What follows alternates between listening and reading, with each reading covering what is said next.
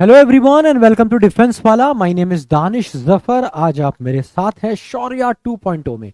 अगर आपको मेरी आवाज आ रही है, सब कुछ एकदम बेहतरीन है, तो चीते की फुर्ती के साथ जय हिंद। और जय हिंद के साथ हम करेंगे अपनी आज की क्लास स्टार्ट। तो आ जाओ भाई, बहुत तेज, जबरदस्त।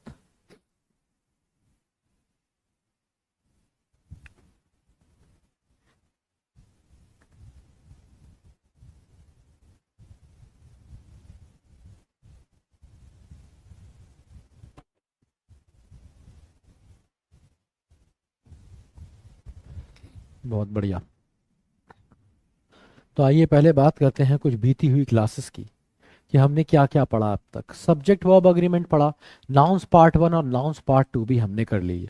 इसके डीपीपीस मुझे उम्मीद है आपने लगा लिए होंगे। अगर नहीं लगाए हैं तो बर्बादी ने चूम लिए हैं आपके कदम, और ये चैप्टर आपका बेकार हो गया है। ठीक है, जिसने डीपीपी नहीं लगाई है वो मुबारक हो। बर्बादी ने उसके कदम चूम लिए हैं और ये चैप्टर आपका छूट गया है। ठीक है, तो ये डीपीपी ही लगाना सबसे ज़्यादा इंपॉर्टेंट होती है।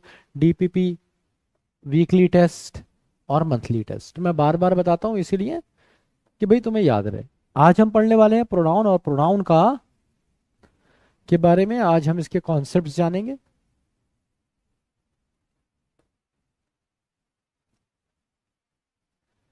इस पे कुछ क्वेश्चंस भी करेंगे, और हमेशा की तरह वोकैबलरी भी आज की क्लास में हम करने वाले हैं। ठीक है, बहुत बढ़िया।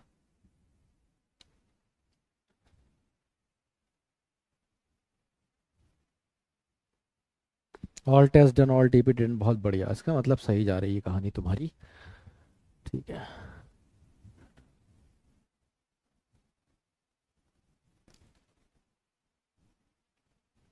Just one second.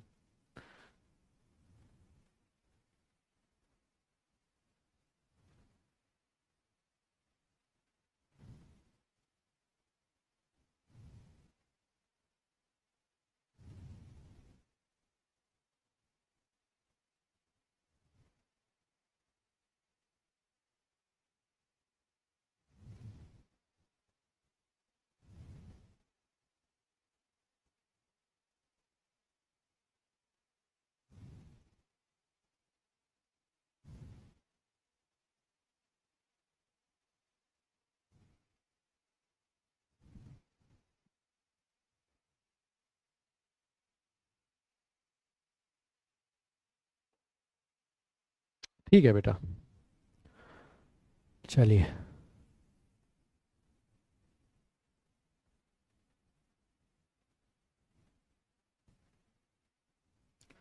तो अभी मैं आपका कमेंट बॉक्स बंद कर रहा हूँ, हम एक नया चैप्टर पढ़ने वाले हैं।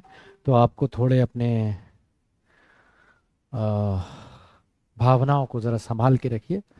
तो प्रोनाउंस की बात करते हैं। तो अभी तक हमने नाउंस पढ़ा, और हमने नाउंस में क्या जाना कि anything that defines something, that gives a name to something, is called a noun. So noun is a name, noun is a naming thing. Anything that has a noun and that has a name is a noun, ये हमने जाना। अब कभी कभी हम noun की जगह पे प्रोनाउन का इस्तेमाल कर लेते हैं, है ना। ही, शी, इट, ये सारे प्रोनाउन होते हैं। मुझे लगता ही नहीं कि मुझे बताने की जरूरत है एक ऐसे बच्चे को जो 12th क्लास में आ गया है कि प्रोनाउन क्या होता है। और अगर किसी बच्चे को ऐसा लगता है कि मुझे उसे बताने की जरूरत है, तो बेटा बहुत पीछे हो तुम जीवन में। इतने पीछे हो कि एनडीए मत सोचो। ठीक है, कुछ और सोचो। एनडीए मत सोचो अगर तुम्हें आज तक यही नहीं पता चल पाया कि प्रोनाउन होता है क्या है। तो प्रोनाउन एक ऐसा वर्ड है जो नाउन की जगह यूज होता है। Word pronoun is a word which is use instead of noun. ठीक है, तो अब बात यह कि बहुत सारे प्रोनाउन है यार, कहाँ से शुरू करें, इतने सारे प्रोनाउन है। I, we, he, she, you,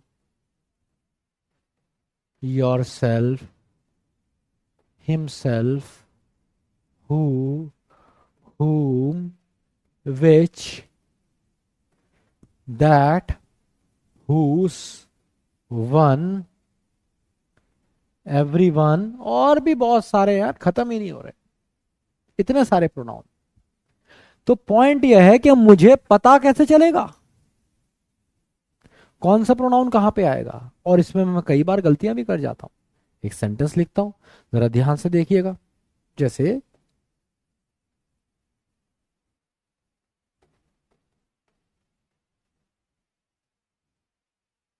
it's I who have never deceived anyone. ठीक है भाई, तो ये कुछ इस तरीके से होगा। ए बी सी और डी का मतलब होगा नो एरर।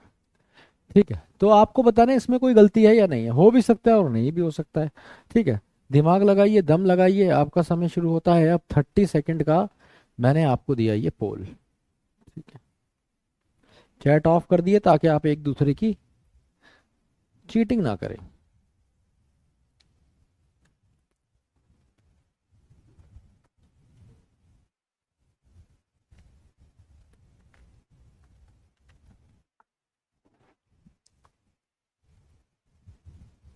ये नेवर की स्पेलिंग NEVER है, नेवरी नहीं है, ये गलती हो गई।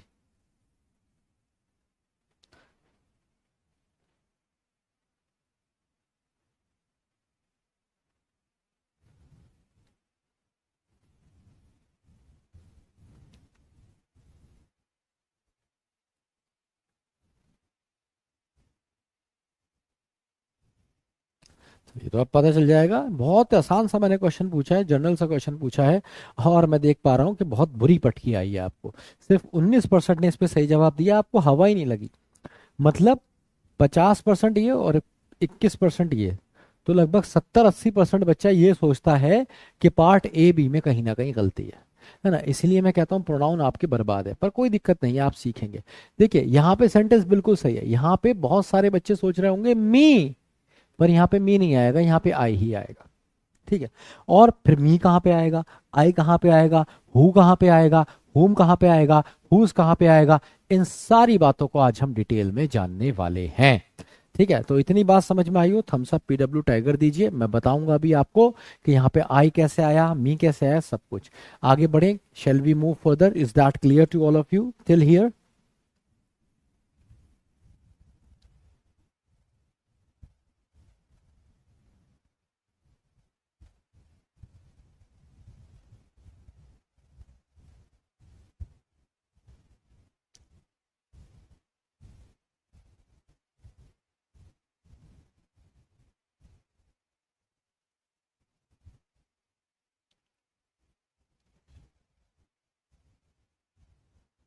बहुत बढ़िया, क्लियर हो गया आपको। कोई पूछ रहा है S1 S2 सेंटेंस कब होगा, अभी आपकी औकात नहीं है उसे करने की। जब आपकी औकात उसे करने की हो जाएगी, आपको करा दिया जाएगा, है ना। क्योंकि अभी तो आप यही नहीं समझ पा रहे हैं, आई कहाँ आएगा, मी कहाँ आएगा, S1 S2 क्या समझोगे तुम, बस।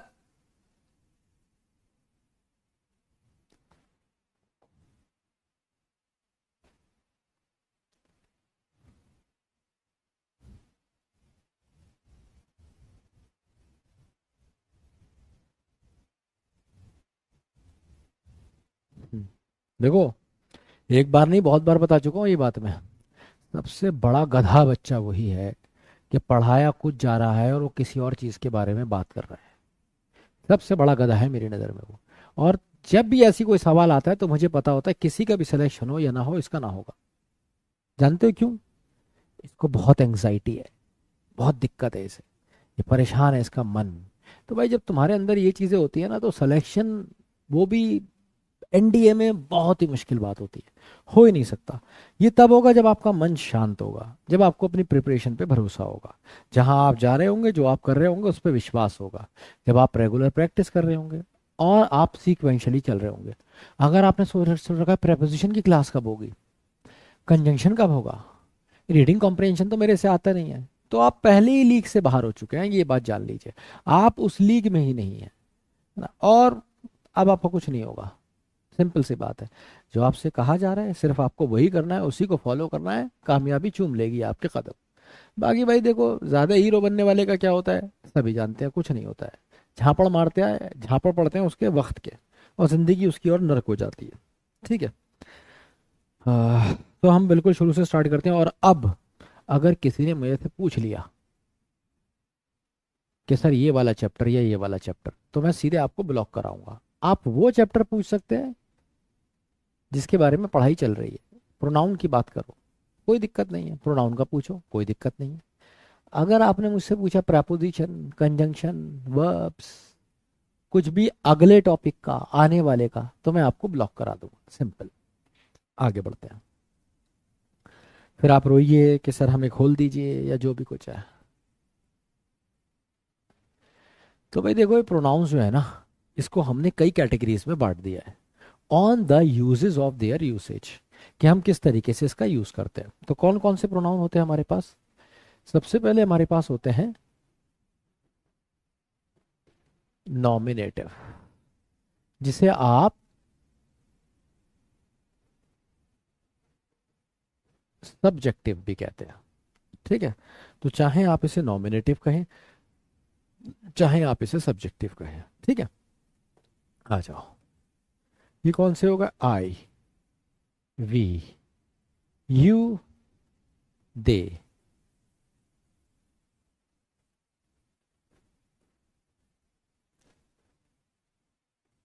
शी, ही, इट, हु और वन। इतने सारे प्रोनाउन हैं, सारे के सारे सब्जेक्ट हैं वह है या नॉमिनेटिव। ठीक है, इसके बाद आते हैं हमारे पास दूसरे नंबर की प्रोनाउन, जो कहलाते हैं ऑब्जेक्टिव, या फिर आप इन्हें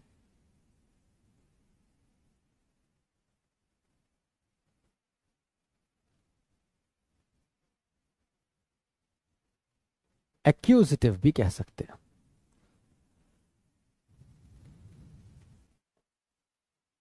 इसमें आई का बन जाता है मी, यू का, वी का अस, यू ही रहता है, दे देम बन जाता है,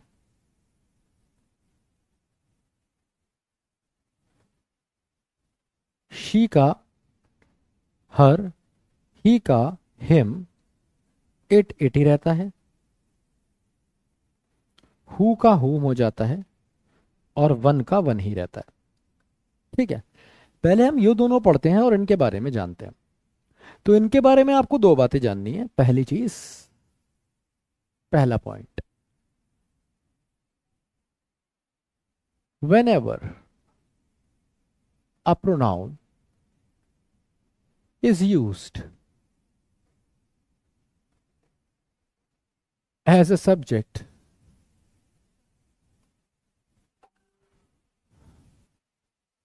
whenever a pronoun is used as a subject in a sentence, it should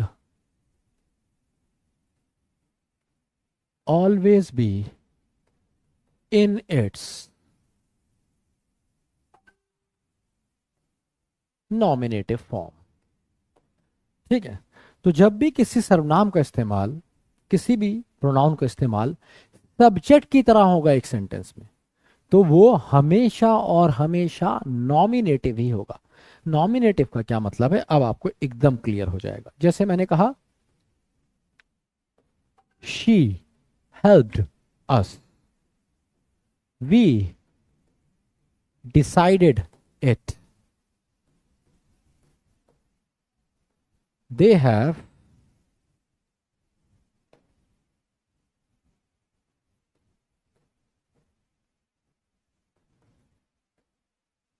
joined me,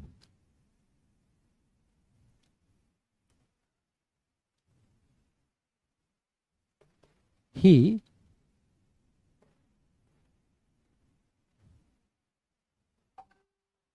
killed them। ठीक है, अबे यार ये पेन कैसा चल रहा है, इस पे दिख नहीं रहा ना ब्लू वाला। दूसरा लेता हूँ, कौन सा पेन लूँ, इस पे कौन सा चलेगा? पे चलेगा वाइट, बढ़िया चलेगा।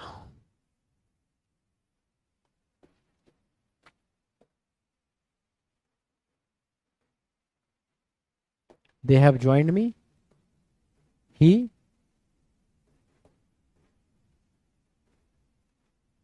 Killed them. ठीक है, तो अब अगर आप देखेंगे इसमें, तो पहले रूल पढ़ेंगे। रूल कहता है whenever a pronoun is use as a subject in a sentence, कभी भी किसी सर्वनाम का इस्तेमाल, दोबारा नहीं बताऊंगा, ध्यान से सुन लो, कभी कभार sir please repeat once again नहीं होगा, वापस जाके ही देखना पड़ेगा, इसलिए ध्यान से सुन लो। क्या कहा है? Whenever a pronoun is use as a subject in a sentence, कभी भी किसी प्रोनाउन का इस्तेमाल होगा एक सब्जेक्ट में, एक वाक्य में, है ना, एक वाक्य में सब्जेक्ट की तरह, कर्ता के रूप में, तो वो हमेशा इस लिस्ट में से होगा, नॉमिनेटिव फॉर्म में से होगा।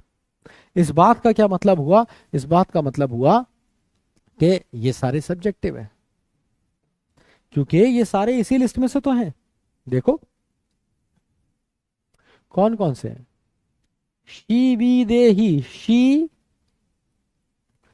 वी दे ही, सारे के सारे इसी लिस्ट में से। अब तुम कहोगे सर मुझे पता कैसे चलेगा कि सब्जेक्ट है? तो भाई सब्जेक्ट के लिए हमेशा वर्ब होती है ना, तुम्हें सिखाया गया था, पहले भी सिखाया कि भाई सब्जेक्ट के साथ हमेशा वर्ब लगती है। तो अगर तुम वर्ब देख लोगे तो तुम्हें सब्जेक्ट अपने आप पता चल जाएगा। भाई ये जो हेल्प डे किसके लिए आया है, बस इतना देखना है, शी के लिए ही तो आया है। अरे शी नहीं तो हेल्प करी है।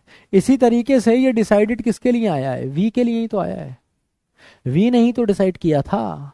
इसी तरीके से किसने ज्वाइन किया है? दे ने ज्वाइन किया है, तो ये सब्जेक्ट हो गया। इसी तरीके से किसने मारा है? देम ने मारा है, ही ने मारा है, ही ने मारा है। तो जो काम करता है, जो करने वाला होता है, जो करता होता है, वो सब्जेक्ट कहलाता है। ये बात आपको एट यूनिवर्सल रूल में भी पढ़ाई और यहां भी पढ़ा रहा हूं। तो जब भी कर्ता के रूप में इस्तेमाल होंगे तो ये सारे के सारे सब्जेक्टिव हो जाएंगे, सब्जेक्टिव। ठीक है। अब बात आती है सर ये कैसे कर्ता के रूप में इस्तेमाल हुआ जिसको आपने आई को लगाया? भाई मेरे ये बता दी, ये हैव किसके लिए आया? ये हैव आई के लिए ही तो आया। इट इज आई, वो मैं हूं, who have never deceived anyone, जिसने किसी को कभी धोखा नहीं दिया है। तो किसने धोखा नहीं दिया है? आई ने धोखा नहीं दिया है। और क्योंकि आई ने धोखा नहीं दिया है, इसलिए आई क्या है यहाँ पे? सब्जेक्ट ऑफ द सेंटेंस है। ठीक है, इसी वजह से यहाँ पे आप आई लिखेंगे, मी नहीं लिखेंगे। ठीक है। ऑन दी अदर हैंड, अगर आप ये इधर वाले देखेंगे, इधर वाले ये सारे ऑब्जेक्टिव, ये सारे कैसे हैं? ये सारे के सारे हैं ऑब्जेक्टिव। क्यों? क्योंकि इनके लिए कोई वर्ब नहीं है, एक्शन पास ओवर हो रहा है। ही हेल्प्ड, उसने हेल्प करी, किसकी? बताया जा रहा है, अस, हमारी। हम ऑब्जेक्ट हो गए, हमें एक्यूज किया गया। इसी तरीके से वी डिसाइडेड, क्या? इट। तो डिसाइड हमने किया, it. In the same manner they joint me, they have joint किसको? मी। तो किसको ज्वाइन किया? मुझे ज्वाइन किया, ये ऑब्जेक्ट हो गया। ठीक है। इसी तरीके से हेल्प करी इसने, किसकी करी? इसकी, ऑब्जेक्ट हो गया। तो ऑब्जेक्टिव जो होता है उसके लिए कभी भी प्रोनाउन, कभी भी उसके लिए वर्ब नहीं होती है, और प्रोनाउन जो आएगा वो हमेशा इसी लिस्ट में से आएगा। ठीक है। देख लो यहाँ पे कौन कौन से प्रोनाउन लिखे हैं मैंने, अस, इट, मी, देम, सारे यहां मिल जाएंगे तुम्हें। अस, इट, मी, देम। ठीक है। तो प्रोनाउन के बारे में क्या जाना आपको, क्या जानना आपने?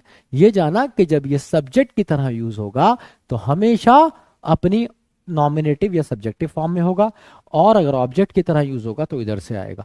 कैसे पता चलेगा सब्जेक्ट की तरह यूज हुआ? जब उसके लिए वर्ब होगी तो वो सब्जेक्ट की तरह यूज हुआ है, जब उसके लिए वर्ब नहीं होगी तो वो ऑब्जेक्ट की तरह यूज हुआ है। इतनी बात समझ में आई है? थम्स अप दीजिए, पीडब्ल्यू दीजिए, टाइगर बनाइए चीते की फुर्ती के साथ। डाउट है, दुविधा है, शक है, तकलीफ है, दर्द है, खाज है तो पूछ लीजिए इस कॉन्सेप्ट में।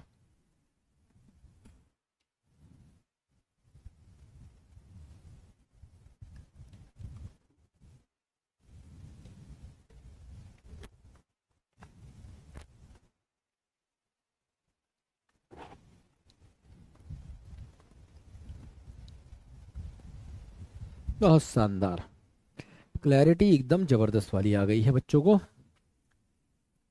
तो ये बंद कर देते हैं और आगे बढ़ते हैं। अब कुछ चीजें और जानते हैं, कुछ चीजें और जानते हैं, जिसमें से पहली चीज है, जब भी आप बात करेंगे किसकी? इन तीन वर्ब्स की, लेट या फिर मेक या फिर गेट, इनके बाद use objective pronoun and not subjective. ये बात याद रखिए। इसके बाद आप हमेशा ऑब्जेक्टिव प्रोनाउन का इस्तेमाल करते हैं, सब्जेक्टिव का इस्तेमाल नहीं करते आप। ठीक है, जैसे लिख देता हूं, let them work, you made us fool, she got him wrong. तो अगर आप फरमाएंगे क्या और, तो देखिए एक्यूजिटिव एक्यूजिटिव एक्यूजिटिव। सो लेट के बाद, मेट के बाद, गॉट के बाद, हर वर्ब के साथ नहीं कह रहा हूं मैं, ये कुछ वर्ब ऐसी हैं इनके साथ आप कभी कंफ्यूज ना हो कि कहीं कहते हैं लेट आई वर्क तो ये गलत हो जाएगा, लेट शी हेल्प गलत हो जाएगा, लेट हर हेल्प, इसी तरीके से ये यूज होता है। तो इन सब के साथ आप एक्यूजिटिव का इस्तेमाल करते हैं। एक और रूल मैंने आपको पढ़ा दिया, क्लियर है तो थम्स अप दीजिए, डाउट है तो पूछ लीजिए, फिर से आगे बढ़ेंगे।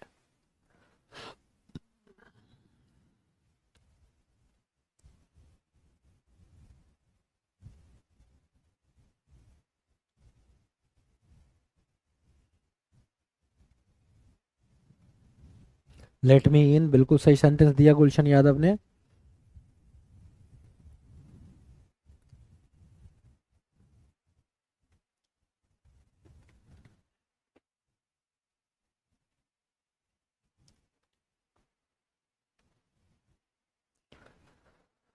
हाँ भाई, तो ये हो गया तुम्हारा नॉमिनेटिव ऑब्जेक्टिव एक्यूजिटिव।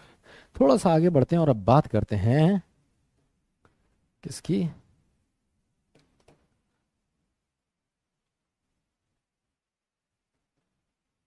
Possessive cases. ये क्या होता है? अब आपने सुना होगा, एक तो होता है माय और एक होता है माइन, एक होता है आर, एक होता है आर्स, ऐसे ही एक होता है योर, एक होता है योर्स, एक होता है देयर और एक होता है देयर्स, एक होता है हर और एक होता है हर्स, एक होता है हिस, इट बन जाता है इट्स, हु बन जाता है हुस, वन के साथ लग जाता है एपोस्ट्रोफियस। अब ये क्या हो गया भाई मेरे, ये हैं पजेसिव केसेस। पजेसिव का क्या मतलब है? पजेसिव का मतलब है जब आप किसी चीज पे अपना अधिकार दिखाते हैं, हक जमाते हैं। मेरी गर्लफ्रेंड, तेरा भाई, इसकी गाड़ी, उसका रिजल्ट, आपका एग्जाम, ये सारे के सारे क्या है? पजेसिव है। तो पजेसिव केसेस को आप दो तरीके से बता सकते हैं प्रोनाउन में। एक तो तरीका ये इधर वाले हैं और एक तरीका स्लैश लग के इधर वाला है। तो ये क्या क्या कहलाते हैं? तो बड़ा आसान है।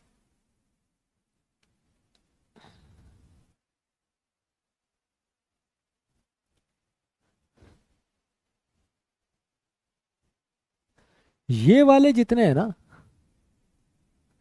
ये वाले कहलाते हैं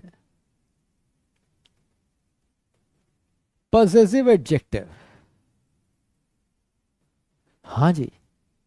तुम कह रहे होगे सर ये क्या नाम रख दियो, पजेसिव एडजेक्टिव, ऐसी कोई चीज होती है क्या? हाँ। तुम सोच रहे होगे सर नाउन पढ़ रहे हैं सर, आप एडजेक्टिव लिख पा रहे हो। हाँ, यही तो बताने की कोशिश कर रहा हूं, ये पजेसिव एडजेक्टिव है। और ये वाले गरीब कहलाते हैं पजेसिव प्रोनाउंस। तो ये वाले पजेसिव एडजेक्टिव, ये वाले पजेसिव प्रोनाउन, तुम कहोगे सर कुछ तो लोचा है, फर्क क्या है दोनों में? बड़ा आसान फर्क है। देखो ये इसका नाम एडजेक्टिव है, और मैंने जब तुम्हें नाउन की क्लास पढ़ाई थी तो बताया था कि भैया एडजेक्टिव का इस्तेमाल नाउन के साथ ही हो सकता है, बिना नाउन के एडजेक्टिव बेकार है। अगर मैंने कहा मोटा, तुम कहोगे सर क्या मोटा? मैंने कहा लंबा, तुम कहोगे सर क्या लंबा? मैं कहूंगा छोटा, सर क्या छोटा? काला, क्या काला? सुंदर, क्या सुंदर? हमेशा बताना पड़ेगा किस चीज की बात कर, नहीं तो कोई वैल्यू नहीं है उस एडजेक्टिव की। ऐसे समझिए इसे गहराई से। जैसे मैंने लिखा,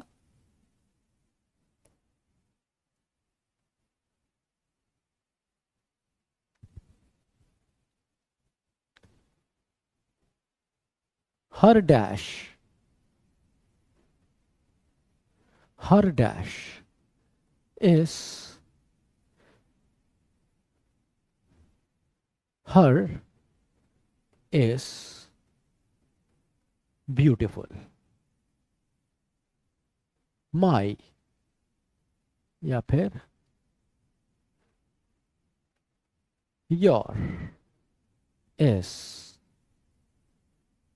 black,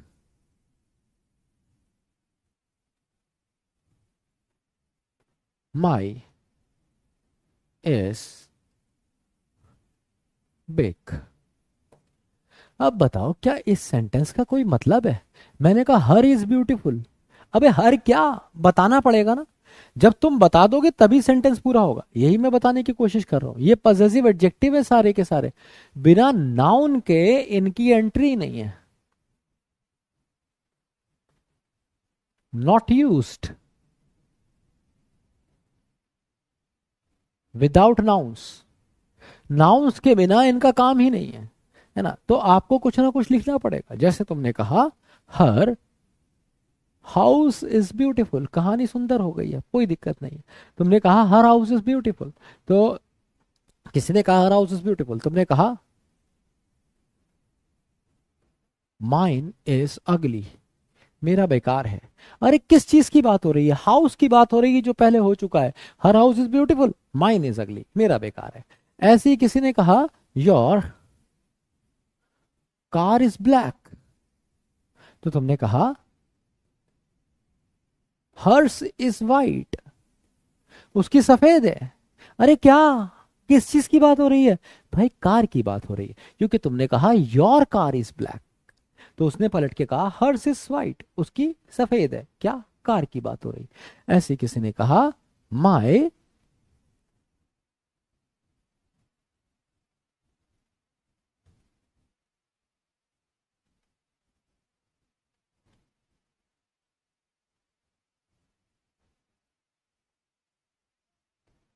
my area is big, मेरे पास जो एरिया है ये काफी बड़ा है। तो किसी ने कहा हर्स इज स्मॉल, उसका छोटा है। भाई किस चीज की बात कर रहा है? एरिया की बात कर रहा है, तो बड़ा सिंपल हो गया। ठीक है, सो आई रिपीट यहां से एक बार फिर से, क्या कि जब भी तुम्हें कोई पॉजेसिव एडजेक्टिव दिखेगा उसके साथ नाउन जरूर दिखेगा। जैसे देखो पॉजेसिव एडजेक्टिव के साथ हमेशा तुम्हें नाउन दिखाया, possessive adjective noun, possessive adjective noun, possessive adjective noun. लेकिन जब ये पॉजेसिव प्रोनाउन होगा तो इसके साथ कोई नाउन नहीं होगा। देखो यहाँ पे कोई नाउन नहीं, यहाँ पे कोई नाउन नहीं, यहाँ पे कोई नाउन नहीं। तो जब ये अंडरस्टूड बात होती है तो हम नहीं लगाते हैं। ये डिफरेंस है पॉजेसिव एडजेक्टिव और पॉजेसिव प्रोनाउन में। ये डिफरेंस है इधर वालों में और इधर वालों में। अगर ये एकदम क्लियर है तो जल्दी से फिर से थम्स अप, PW और टाइगर। डाउट है, दुविधा है, शक है, तकलीफ है, दर्द है, खाज है तो पूछ लो जल्दी से।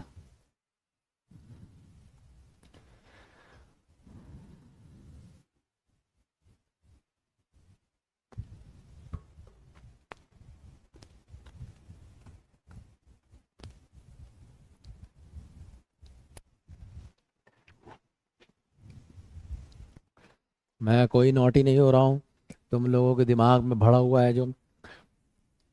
देखो आदमी वही इशारे समझता है जो उसके दिमाग में होते हैं। समझ रहे हो ना? हाँ, आ जाओ, पढ़ लो, पढ़ पढ़, पढ़ोगे लिखोगे बनोगे नवाब, फालतू दिमाग चलाओगे हो जाओगे खराब। समझे बच्चा? चलो, तो ये हो गए हमारे तीन, नॉमिनेटिव, अक्यूजेटिव और पजेसिव। अब हम जा रहे हैं अपने चौथे और सुंदर और आखिरी केस की तरफ, जिसको हम प्यार से कहते हैं क्या?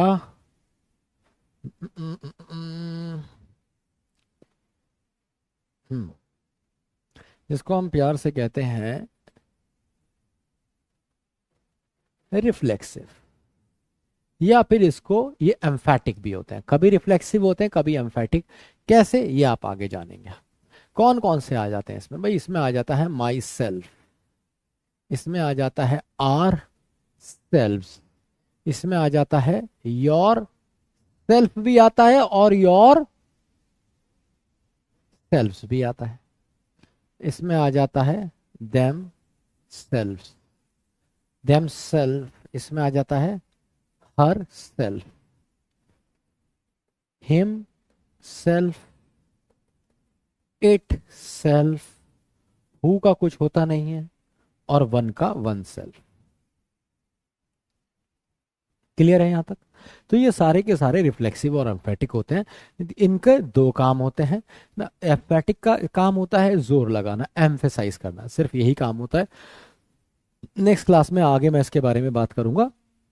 आज का मेरा टारगेट यही था कि मैं इसके बारे में बात करूं, इसके बारे में और उसके बारे में। इन्हीं पे हमने क्वेश्चंस लगाए हैं। ये बस आप टेबल पूरी कर लीजिए एक पेज पे, ताकि आपकी टेबल ये पूरी हो जाए। इसमें आपको क्या याद रखना है कि ये जितने सेल्फ वाले होते हैं या तो रिफ्लेक्सिव कहलाते हैं या फिर एम्फेटिक कहलाते हैं। ठीक है, और एम्फेटिक का काम होता है एम्फेसाइज करना, रिफ्लेक्सिव का कुछ और काम होता है, ऑब्जेक्ट टू द वर्ब होता है। ये बात आप आगे जानेंगे मेरे साथ कि ऑब्जेक्टिव प्रोनाउन का क्या काम होता है, मतलब रिफ्लेक्सिव प्रोनाउन का क्या काम होता है। ठीक है, तो बस अभी आप इन्हें देख लीजिए और ये याद रखिए, जो सेल्फ वाले होते हैं या तो वो एम्फेटिक होते हैं या रिफ्लेक्सिव। एम्फेटिक रिफ्लेक्सिव क्या होते हैं ये आप आगे जानेंगे। ठीक है, यहां तक क्लियर? आगे बढ़े, अब क्वेश्चन से सीखेंगे बहुत सारी चीजें।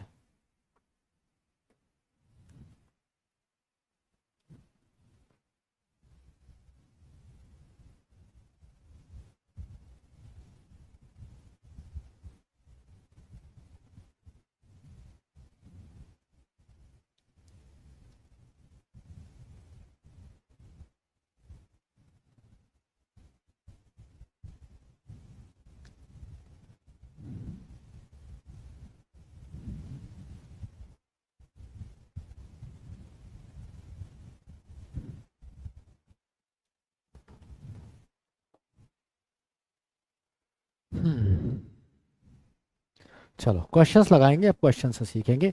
Here we have the first question. अब देखना यह है तुम्हें पॉइंट समझ में आया या नहीं आया। पहला क्वेश्चन,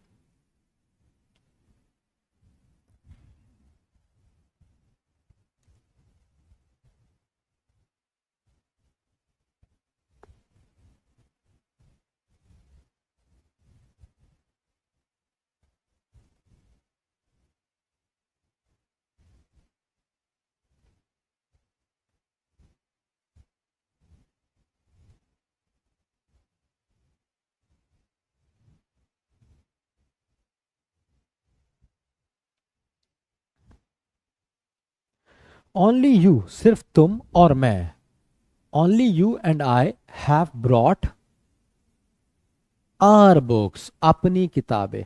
तो आई जो है योर की किताबें तो नहीं लेके आएगा, है ना, योर से कोई मतलब नहीं है। आगे क्या मेंशन है? आगे बुक्स मेंशन है। तो आगे जब नाउन मेंशन है तो यहां पे सिर्फ पजेसिव एडजेक्टिव आ सकता है। पजेसिव एडजेक्टिव जो अभी आपको पढ़ाया, ठीक है, वही आ सकता है। तो पजेसिव एडजेक्टिव में आपके पास सिर्फ ये दो केस थे, ये तो ये भी था, पर यहाँ पे हेस तो अकेले के लिए आएगा। इन दोनों में से एक आंसर था। आर इसलिए किया क्योंकि दो लोग थे, और आंसर हो जाएगा सी। कितनों ने दिया सही जवाब? 51%। आधी क्लास ने इतना आसान क्वेश्चन गलत किया। भाई पहले बताओ, ये क्वेश्चन समझ में आ गया, क्लियर हो गया तुम्हें? आगे बढ़े, रिवीजन क्वेश्चन कराएंगे तुम्हारा अपने आप।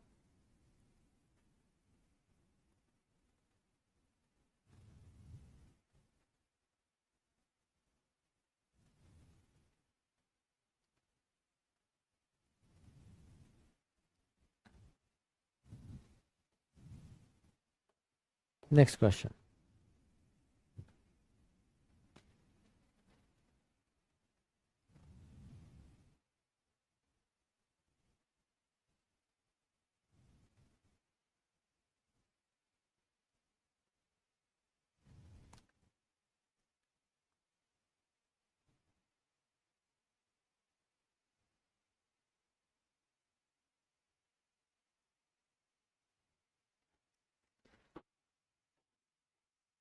योर इसलिए नहीं होगा क्योंकि मैं और तुम तुम्हारी बुक लेने थोड़ी जाएंगे, अपनी लेने जाएंगे। हमारी, जब दो लोग इन्वॉल्व हो गए तो वो हमारा हो गया ना। ठीक है, तुम अपने पापा से ही थोड़ी कहते हो कि मैं तुम्हारे घर में, तुम्हारा घर थोड़ी, हमारे घर में। Are leaving for Mumbai tomorrow, मतलब एक से ज्यादा ये लोग हैं, तो ये हो जाएगा।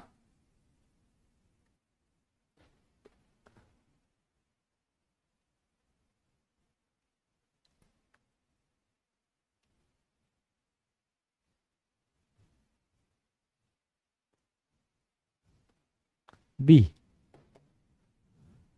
अब इसमें समझ लीजिए पटकी आ गई आपको। याद रखिए हमारे पास तीन केसेस है। पहला केस है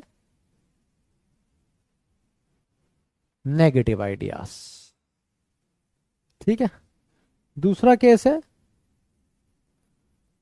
पॉजिटिव या फिर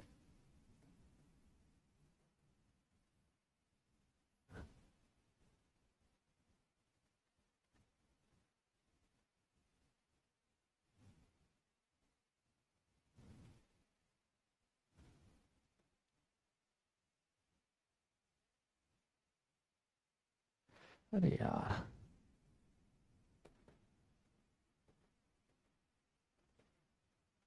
पॉजिटिव आइडियाज, ठीक है। तो कहने का मतलब है किसी भी प्रोनाउन में अगर, अभी मैं कमेंट बॉक्स बंद करता हूं क्योंकि आप पागल होने लगे हैं। रुक जाओ 1 मिनट की, मुझे शांति लेने दो।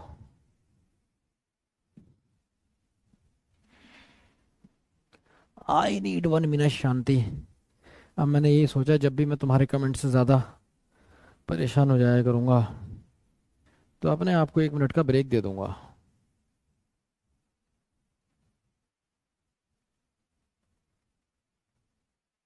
1 मिनट की शांति।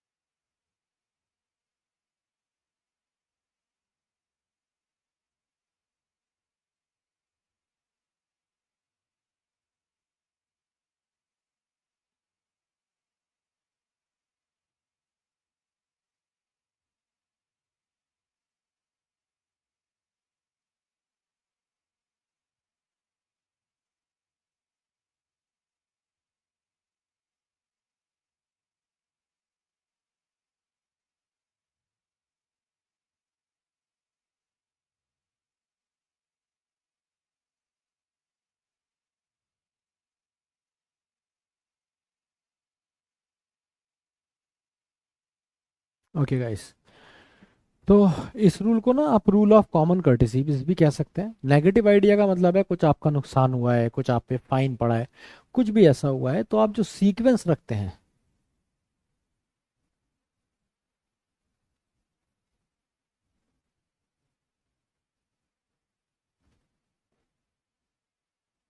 जो सीक्वेंस ऑफ प्रोनाउन होता है वो हमेशा क्या रहेगा नेगेटिव आइडियाज में, 1 2 3, ठीक है। क्योंकि आप कुछ नेगेटिव करने जा रहे हैं, कुछ बुरा करने जा रहे हैं, तो सबसे पहले अपने आप को लिखेंगे, ठीक है। तो जैसे आपने कहा I, you and he shall be punished, negative idea, punishment मिल रहा है। या फिर आई, यू किसी का कोई नाम भी हो सकता है, and Raman have been fined, हम पे फाइन लगाया गया है। किस पे? आई, यू एंड रमन, तीन लोग हो गए। अगर आप पॉजिटिव आइडिया की बात करते हैं तो ये रूल हो जाता है,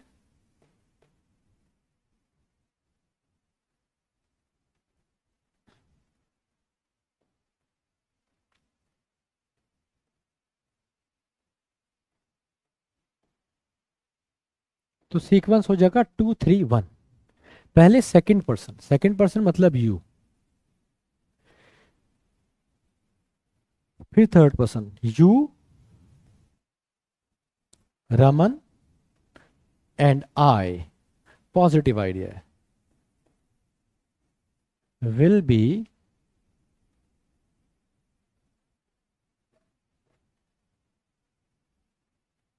रिवॉर्डेड, ठीक है। तुम्हें, रमन को और मुझे रिवॉर्ड किया जाएगा। या फिर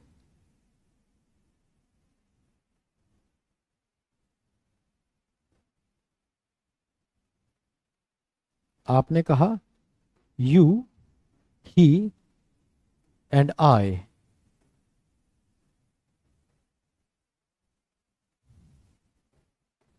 have to win the match.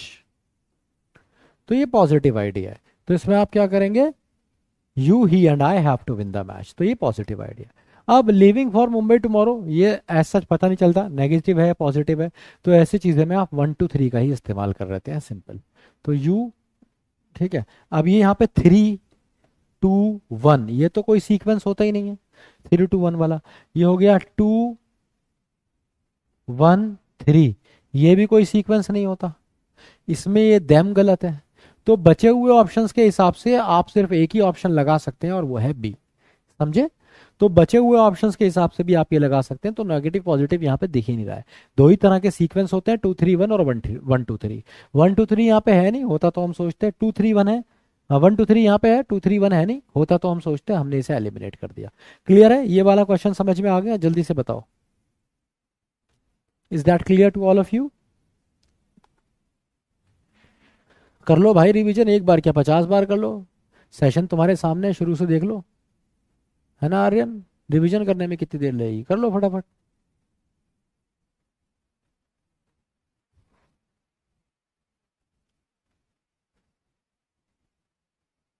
है ना। क्योंकि वैसे एक आर्यन ही ऐसा है बेचारा जो रिवीजन के लिए कह रहा है, सबसे कमजोर बच्चा है क्लास का ये। तो कोई बात नहीं है, होता है भाई। कोई कोई बच्चे कमजोर भी रह जाते हैं ना, सबको साथ में लेके चलना पड़ता है, इसीलिए हमने आपको रिकॉर्डेड सेशन दे दिया है। आप सेशन में पीछे जाइए, आप कल तक देखिए इसे। अगर आप एक बार देखेंगे, दूसरी बार देखेंगे, तीसरी बार देखेंगे, तो मुझे उम्मीद है कि आप रात तक सोने से पहले पहले तो प्रोनाउंस सीख ही जाएंगे, है ना। नहीं तो कल सुबह उठ के फिर देखना शुरू कर देना, रिवीजन ही रिवीजन है।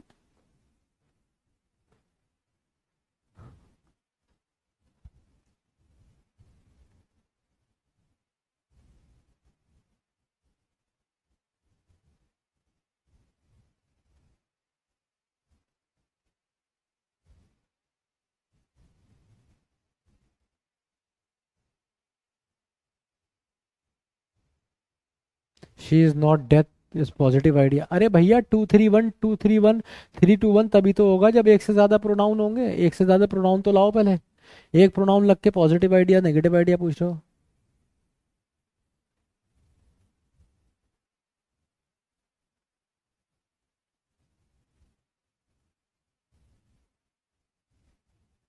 न्यूट्रल सेंटेंस तो लाओ, न्यूट्रल सेंटेंस का क्या मतलब है तुम्हारा। न्यूट्रल में भी मैंने तुम्हें बताया, न्यूट्रल में 2 3 1 रहता है। अभी आगे जानोगे सारी चीजें, ठीक है। कुछ चीजें मैं छोड़ देता हूँ क्योंकि उस पर आगे क्वेश्चंस रखे हैं। अब देखो यहाँ भी तुम्हें पटकी आएगी। देखो क्वेश्चन ना बनने की वजह ये नहीं है कि तुम्हें नहीं आता, क्वेश्चन ना बनने की वजह है कि तुमने क्वेश्चन को ढंग से ही नहीं पढ़ा। ठीक है, तो पहले आज मैं कमेंट बॉक्स बंद करूंगा, फिर आगे बढ़ेंगे। Reena as well as her children has to dash.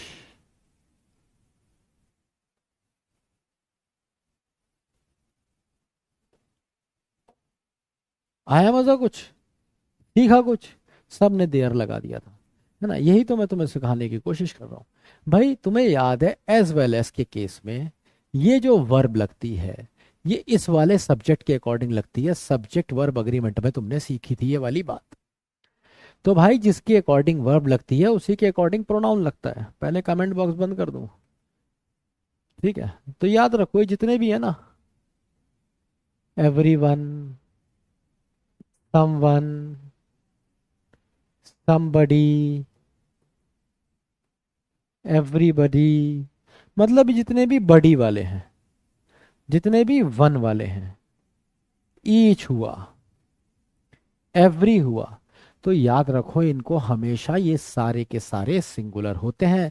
इन सब के साथ तुम्हें यूज करना है singular verb and singular pronoun. Subject verb agreement में एक बात ये आपको बताई थी और ये रिपीट हो रही है। क्या?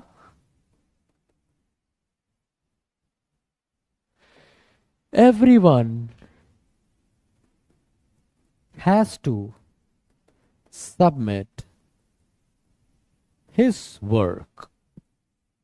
तो क्योंकि एवरीवन के साथ आपने सिंगुलर वर्ब लगाई, तो आप इसके साथ सिंगुलर प्रोनाउन भी लगाएंगे। इतनी सी बात है। आज जुमेरात है, यहाँ पे भी यही हुआ है। Reena as well as her children. Her children क्योंकि रीना की बात हो रही है, बच्चों की बात ही नहीं हो रही है। ये वर्ब भी किसके लिए आई है? रीना के लिए आई है। तो ये प्रोनाउन भी किसके लिए आएगा? रीना के लिए आएगा और हर आएगा। बस, तो आंसर हो जाएगा बी। क्लैरिटी आ गई? ये वाली चीज बिल्कुल समझ में आ गई है? किसी का कोई डाउट है, कोई कंफ्यूजन है तो पूछ लीजिए इस चीज से रिलेटेड।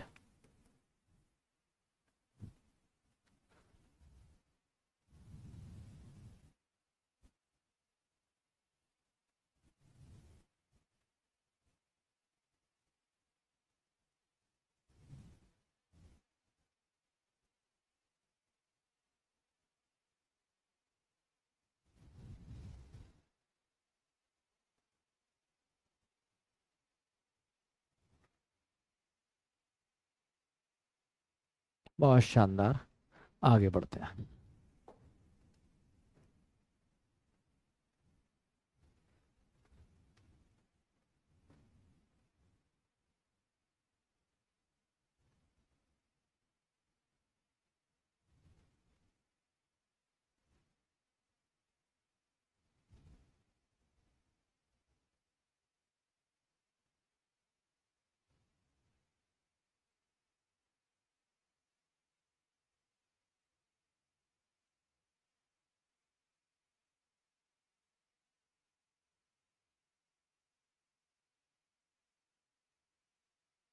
कोई कह रहा है नेगेटिव में 1 to 1 3 2 होता है। हाँ भाई, तो कर ले यार, मुझे ज्ञान क्यों दे रहा है? मैंने यही पढ़ा है, मुझे यही आता है।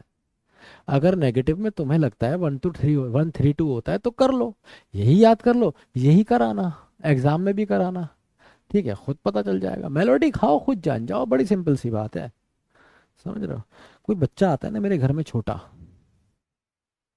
कुछ गलत कर रहा हो तो मैं रोकता नहीं हूँ। पंखे में उंगली दे रहा है, दे दे, हाथ दे दे। एक बार बताता हूँ बस कि भाई इसमें हाथ दे देगा तो कट जाएगा।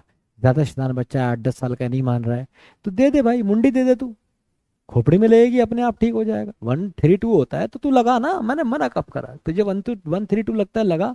जा सिमरन, जी ले अपनी जिंदगी, आ जाएगा तो कुछ समझ में। Whenever they go, wherever they go, Indians easily adapt themselves. अब बात ये भी है कि अडेप्ट के साथ देमसेल्व्स क्यों आया, तो ये बंद करते हैं और थोड़ा सा तुम्हें रिफ्लेक्सिव प्रोनाउन पढ़ा देते हैं और एम्फेटिक प्रोनाउन। देखो, एम्फेटिक कौन से होते हैं? पहले हम पढ़ेंगे emphatic.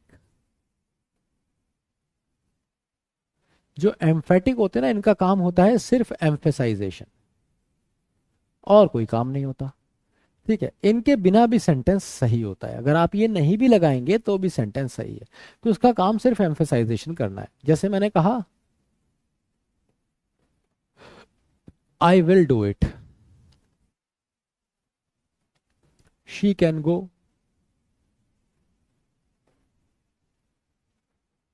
You have to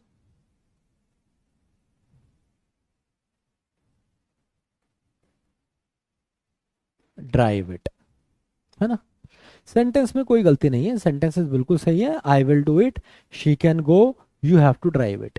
but अगर मैं चाहूँ इसमें एम्फेसाइजेशन लगाना, तो मैं इसमें एम्फेटिक प्रोनाउन यूज कर सकता हूँ। जैसे आई will do it my self, मैं ये खुद करूंगा। अभी भी तो खुद ही कर रहा था, पर ये एम्फेसाइज कर रहा है खुद पे कि खुद करूंगा।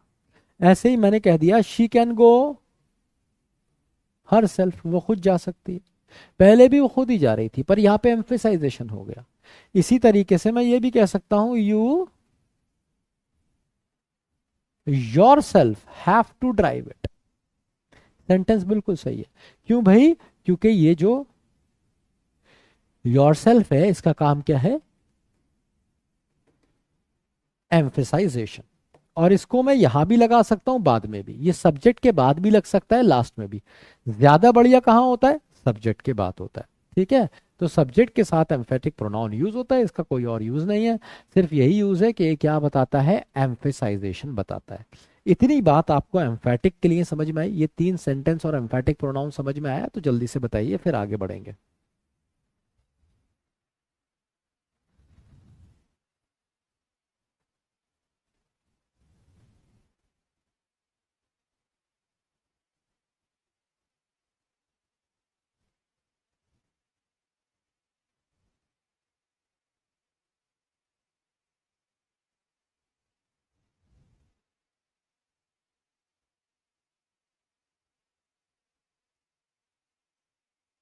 चलिए नेक्स्ट, नेक्स्ट पॉइंट। अब हम बात कर लेते हैं एक बार रिफ्लेक्सिव की। तो रिफ्लेक्सिव जो होते हैं देखने में बिल्कुल ऐसे ही होते हैं, but they are object to a verb. ये वर्ब के ऑब्जेक्ट होते हैं। कौन सी वर्ब के? ट्रांजिटिव वर्ब के। ठीक है, ये ऑब्जेक्ट होते हैं और इनके बिना सेंटेंस अधूरा होता है या फिर रॉन्ग होता है।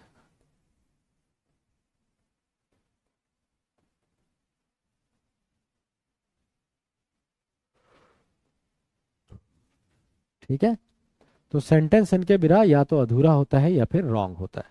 जैसे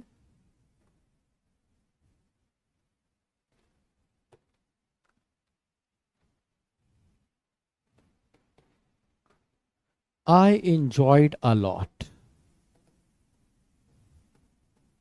She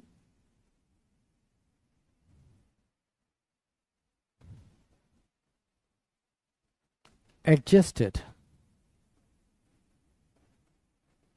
according to the village। ये दो सेंटेंसेस देखिए। अब जब मैंने कहा ना आई एंजॉयड अ लॉट, देखने में ये सेंटेंस सही लगता है, बहुत सारे लोगों को इसमें कोई गलती नहीं लगेगी, वो बोलते भी हैं, बहुत कॉमनली यूज होता है। पर ये गलत है। गलत क्यों है? क्योंकि ये अधूरा है। जब आपसे कहा गया आई एंजॉयड अ लॉट, तो इसका क्या मतलब हुआ? मैंने बहुत मजे करे, है ना? क्या मतलब हुआ? आई एंजॉयड अ लॉट, मैंने बहुत मजा किया।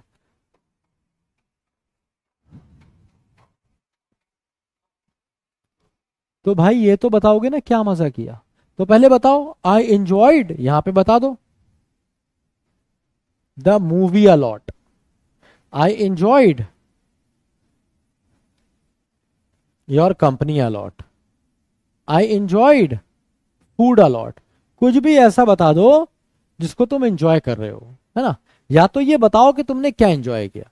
बट अगर तुम ये कहना चाहते हो मुझे बहुत मजा आया, तो तुम्हें कहना पड़ेगा I enjoyed myself a lot. अब तुम माई सेल्फ क्यों कह रहे हो? क्योंकि तुम बताना चाह रहे हो कि भाई मैंने खुद बहुत मजे करे, है ना? तो या तो तुम्हें कोई चीज बताना पड़ेगी, जैसे शी।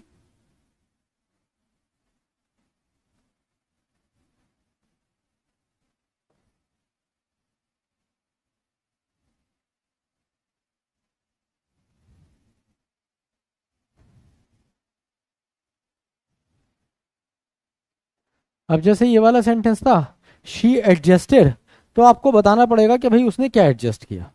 तो आपने बता दिया, मान लीजिए she adjusted her nature, she adjusted her clothing, है ना? She adjusted her habits. या तो आप ऐसा कुछ बताइए कि उसने ये एडजस्ट किया, नहीं तो आपको कहना पड़ेगा she adjusted herself according to the village. तो मैंने क्या बताया कि भैया जो एम्फैटिक होते हैं उनमें इतनी चरस नहीं है, उसको लगाओगे तो भी ठीक है, नहीं लगाओगे तो भी ठीक है, क्योंकि उसका काम सिर्फ एम्फेसाइजेशन है। उसके बिना सेंटेंस गलत या सही नहीं होता। लेकिन जब हम रिफ्लेक्सिव की बात करते हैं तो उसके बिना सेंटेंस गलत या सही हो सकता है। अगर आपने एक ट्रांजिटिव वर्ब यूज करी है, अभी मैं बहुत सारी वर्ब्स लिखवा दूंगा, तो उनके साथ आपको रिफ्लेक्सिव प्रोनाउन का इस्तेमाल करना पड़ेगा। आपको माई सेल्फ, हर सेल्फ ऐसा कुछ लगाना पड़ेगा, नहीं तो कुछ ऐसा देना पड़ेगा, her clothing, her habits, her nature. बताना पड़ेगा किस चीज की बात कर रहे हैं। Is that clear to all of you? समझ में आया है तो थम्स अप दीजिए, डाउट है तो पूछ लीजिए। ये कौन कौन सी वर्ब्स है मैं अभी आपको लिखवा देता हूं।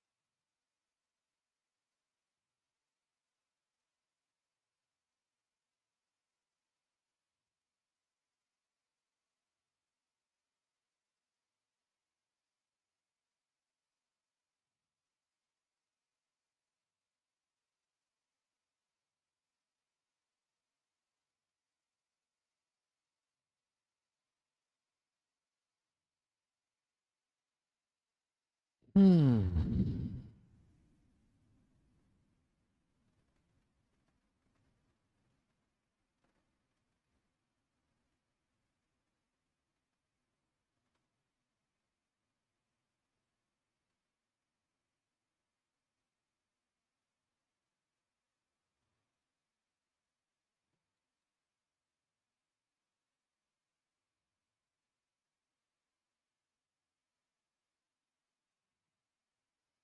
Just 1 minute please.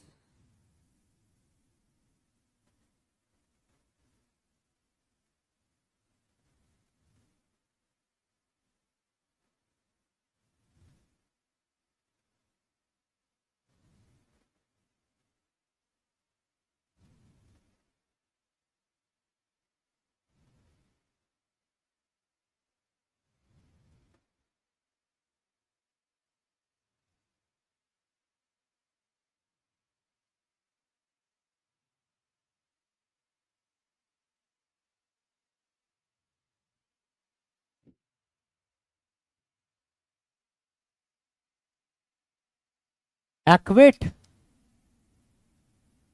एम्यूस, enjoy, absent, avail, proud,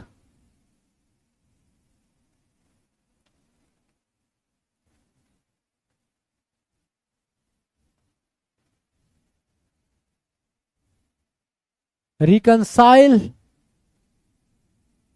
adapt, adjust,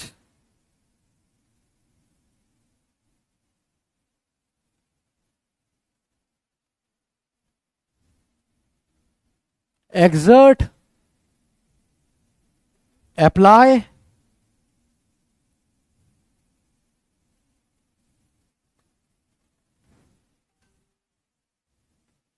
resign,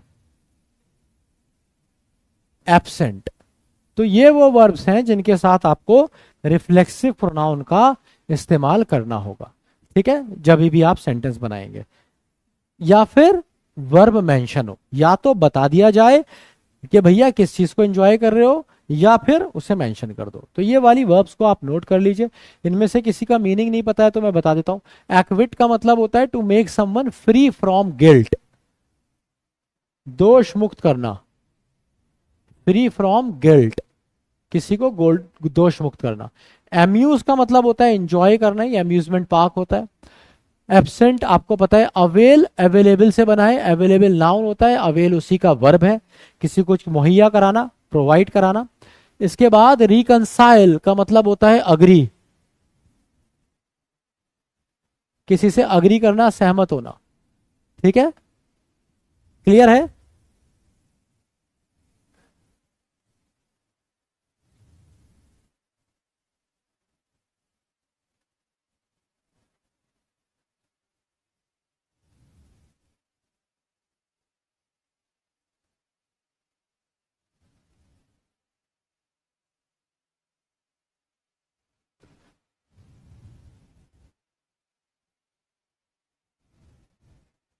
यार तुम लोग पढ़ ही नहीं रहे हो, बर्थडे बर्थडे कर रहे हो तुम। अबे कोई औकात नहीं है तुम्हारी, तुम लोग समझते नहीं हो। भाई तुम्हारे बर्थडे की किसी को फिक्र नहीं होती, क्यों होगी, तुमने कुछ किया है जीवन में। तुम अभी बोझ हो, तुम क्यों नहीं समझते हो। तुम अपने माँ बाप पे बोझ हो, तुम खुद पे बोझ हो, ना तुम कुछ कमाते हो, ना तुम्हारे पास कोई भी एग्जाम है, ना तुमने कुछ अच्छा किया है। Don't, why don't you understand this. ये सब चीजें अर्न करना पड़ती है ना, कि तुम्हारा बर्थडे तुम्हें कोई और याद दिलाए। नहीं तो होता क्या है, कमबख्त अपना बर्थडे खुद ही याद होता है, कोई विश करने वाला ही नहीं है। 4 लोगों ने विश कर दी, 25 विश आ गई, तो हम उसी में छाती चौड़ी कर लेते हैं। ये छोटा है यार, ये सब छोड़ो यार। नौकरी तुम्हारी लग जाएगी यार, तुम पढ़ाने नहीं देते यार, मन नहीं है पढ़ाने का मेरा। कितना दिल से कोशिश करूँ ना इस बैच में पढ़ाने का, तुम कंजर हो साले, कंजर ही रहोगे। मैं पढ़ा रहा हूँ, रिफ्लेक्स से पूछ रहा हूँ, समझ आया, ये सब चीजें यहाँ पे करा रहा हूँ, तुम अपना बर्थडे मना रहे हो यार।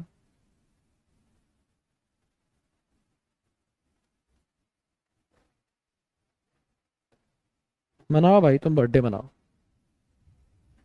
अबे तो राहुल सर का बर्थडे है तो राहुल सर मनाएंगे ना।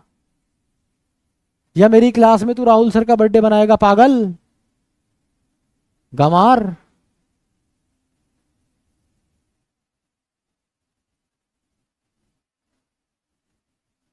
गधे पाल लिए हैं इस बैच में। भाई राहुल सर का बर्थडे है, वो बहुत ग्रैंड मना रहे होंगे, उनके पास हजारों लोग हैं बर्थडे मनाने के लिए, इतनी विशेष आई होंगी कि उनको टाइम नहीं होगा जवाब देने का। तू क्यों अपनी किस्मत खराब कर रहा है, विश कर और खत्म करना। या जिंदगी भर ये डिस्कस करेगा राहुल सर का बर्थडे था, राहुल सर का बर्थडे था, आज भी बर्थडे है, कल भी बर्थडे था, परसों भी बर्थडे रहेगा। गधे, अजीब लोग हो यार। राहुल सर भी नहीं चाहते होंगे कि तुम क्लास में आके उनका बर्थडे मनाओ, इसीलिए उन्होंने क्लास कैंसिल की होगी आज की, अगर उन्हें अपना बर्थडे मनाना होगा।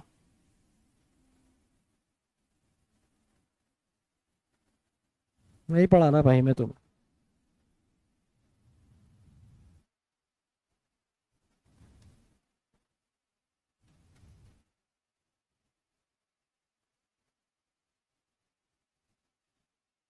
वन ऑफ दोज होगा इसका आंसर, बी। अगला क्वेश्चन देख लो।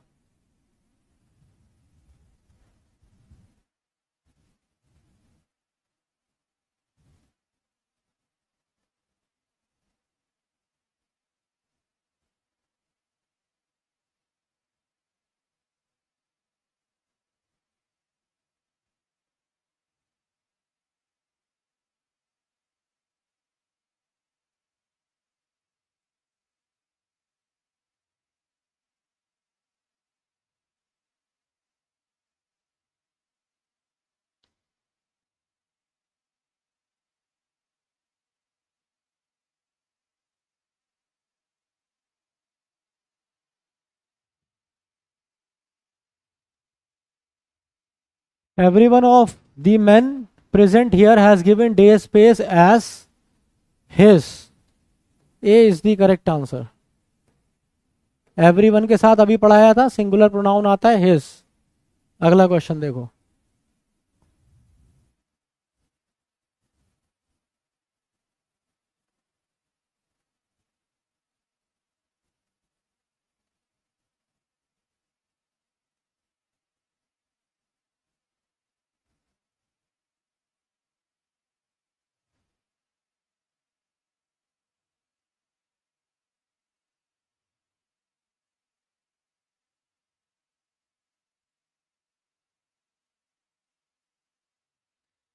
एक बच्चा अगर बर्थडे विश करता ना, अगर एक बच्चा बर्थडे करता तो प्रॉब्लम नहीं होती।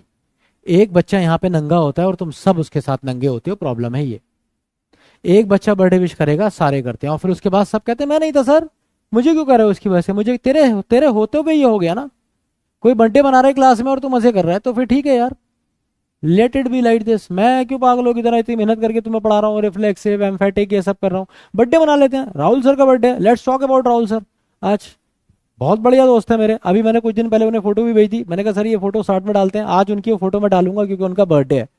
ठीक है, आज शाम को डालूंगा अभी उनके साथ फोटो, इंस्टा पे भी डालूंगा क्या, क्योंकि उनका बर्थडे है ना, बर्थडे के बारे में बात करते हैं।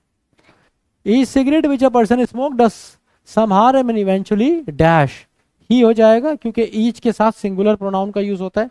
D is the correct answer. बस क्वेश्चन करते रहो, बातें करते रहो, सबसे बढ़िया तरीका है। राहुल सर से मिले हो आज तक? मैं उनके साथ सोया भी हूँ, घूमा भी हूँ, खाया भी है, मजे किए हैं बहुत साथ में। पर इतनी अकल उन्हें भी है और मुझे भी है कि कहाँ पे बर्थडे मनाना है, कहाँ पे नहीं मनाना है। ठीक है, बर्थडे के दिन मैंने भी क्लास ली है और उन्होंने भी बहुत बार क्लास ली है। जो अपनी रिस्पॉन्सिबिलिटीज को जानता है और ये पता होता है कब कहाँ पे क्या बात करनी है, वो मैच्योर होता है।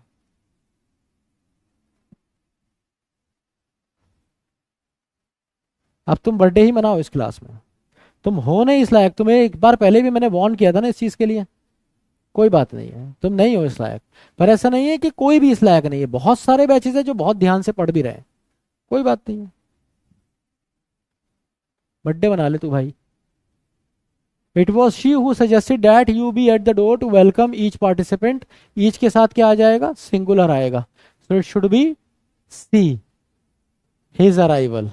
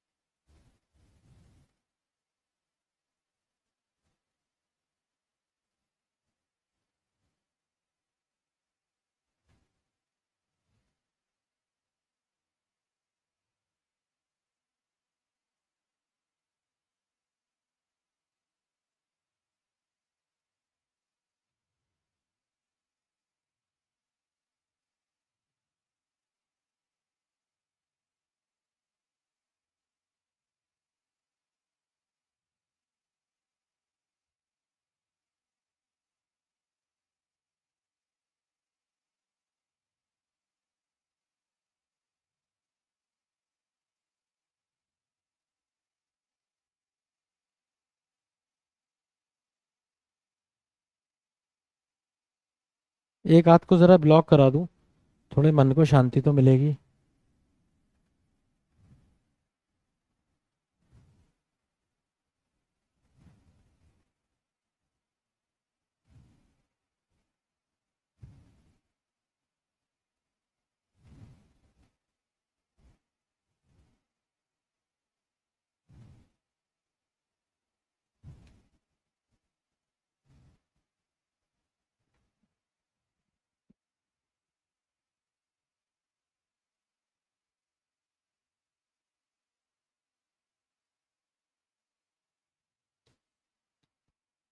ऋचा को ब्लॉक कर दीजिए प्लीज।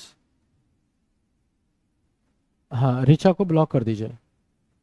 शौर्य 2.2। हाँ हाँ हाँ, RICH। ठीक है, थैंक यू।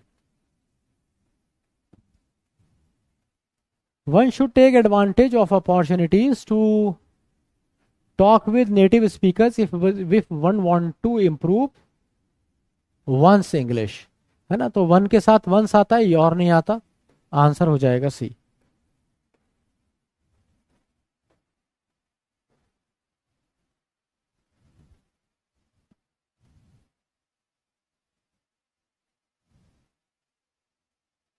भाई इग्नोर पॉसिबल नहीं है, अगर एक या दो लोग होते तो मैं इग्नोर कर देता। मैं रिफ्लेक्सिव प्रोनाउन पढ़ा के तुमसे ये पूछ रहा हूं कि तुम्हें समझ में आया या नहीं आया। तुम मुझे जवाब दे रहे हो happy birthday sir, happy birthday, happy birthday, happy birthday.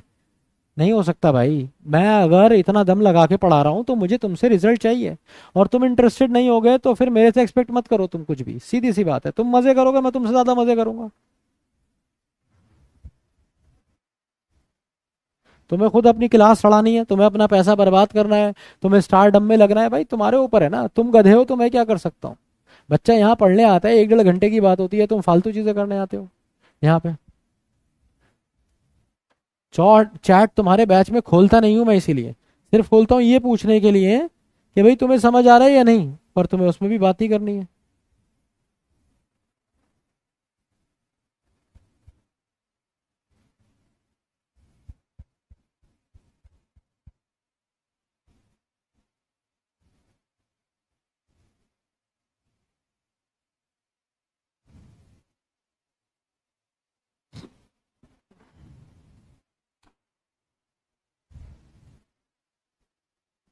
Faster than आई हो जाएगा, क्योंकि इसके लिए कोई सब्जेक्ट नहीं है। ठीक है, नॉमिनेटिव केस है ये, एक्यूजेटिव नहीं है।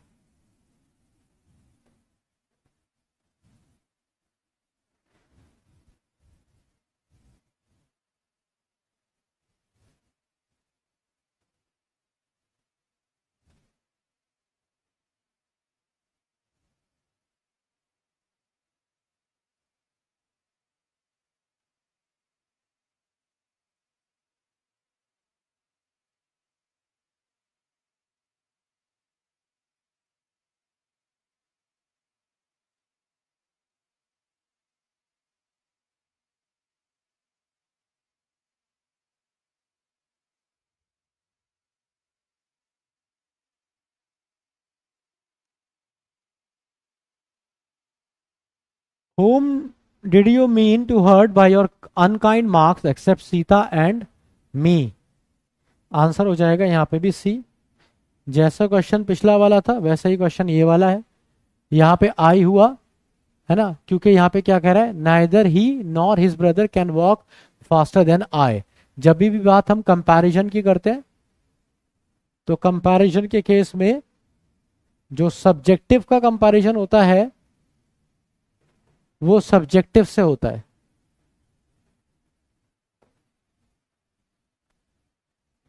और जो ऑब्जेक्टिव का कंपैरिजन होता है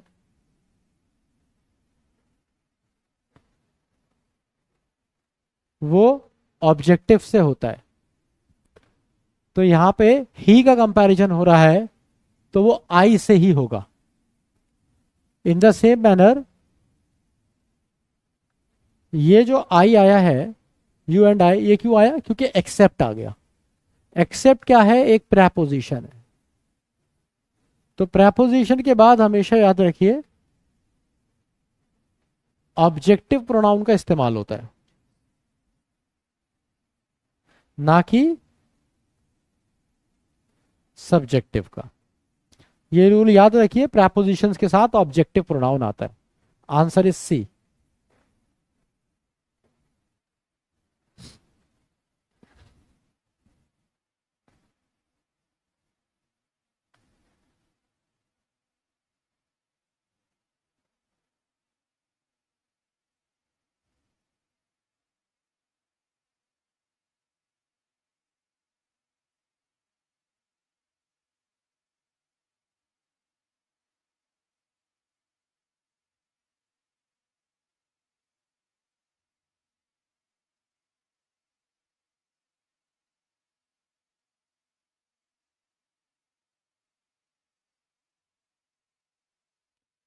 my self and Gopalan will take care of the function on Sunday.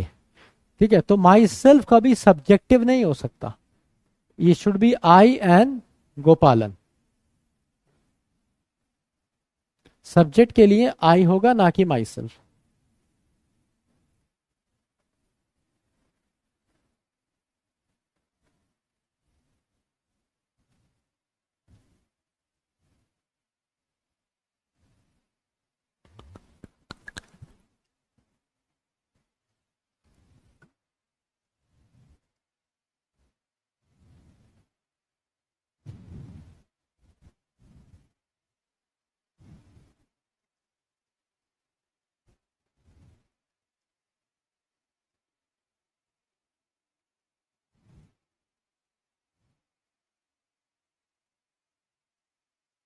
It was Ranjan first interview, he dressed. तो यहां पे कहीं पे भी आप रिफ्लेक्सिव प्रोनाउन का इस्तेमाल नहीं कर सकते। ऐसा नहीं है कहीं भी रिफ्लेक्सिव लगा देंगे।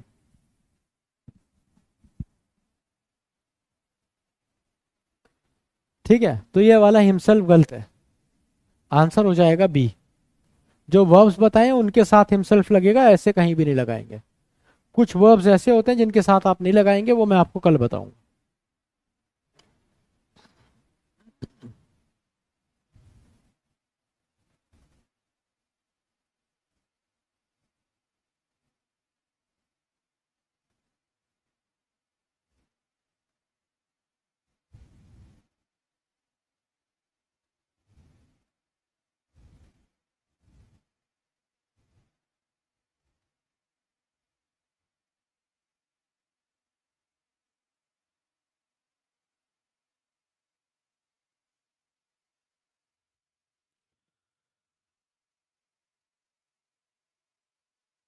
The party chief made it a point to state that the Prime Minister and the Union Home Minister should always come and see what his party man had seen. तो यहाँ पे दो लोगों की बात हो रही है, एक प्राइम मिनिस्टर की और एक यूनियन होम मिनिस्टर की। तो वॉट की जगह हो जाएगा देयर। आंसर इज सी।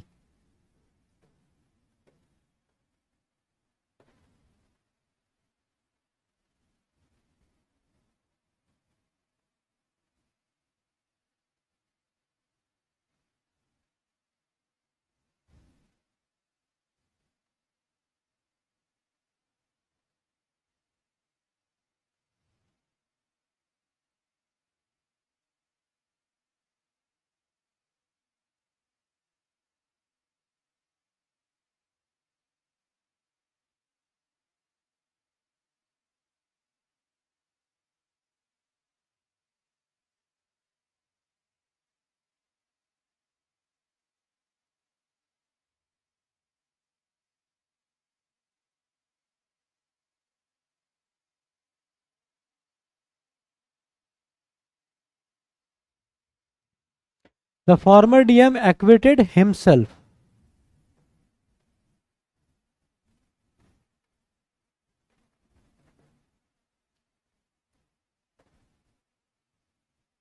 वो क्या आप लगा लो।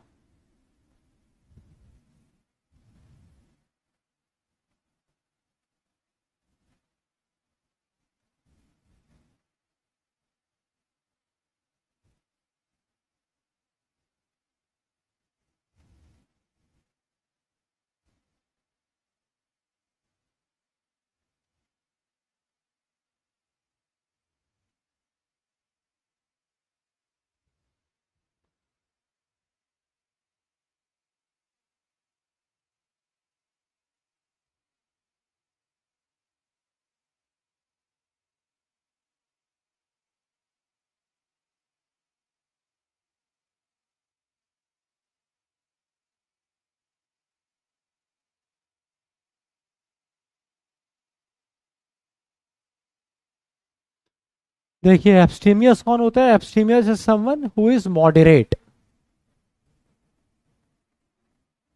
इन टर्म्स ऑफ ईटिंग, जो बहुत देखभाल के खाता है, कुछ भी फालतू या उल्टा नहीं खाता। ठीक है, तो इनविटरेट का मतलब होता है डीप रूटेड, तो तुम्हारे अंदर कुछ बहुत ज्यादा है जो निकल नहीं सकता। तो आंसर इसका हो जाएगा सेल्फ इंडल्जेंट, जो अपने आप को अल्कोहल या स्मोक, प्लेजर, ऐसी चीजों में बहुत डाल के रखता है, तो उसे बोलते हैं सेल्फ इंडल्जेंट। वही इसका उल्टा होगा। डोनर आप जानते हैं, जो कुछ डोनेट करता है, और टेम्परेट यही होता है मॉडरेट। तो आंसर हो जाएगा आपका बी। Next question.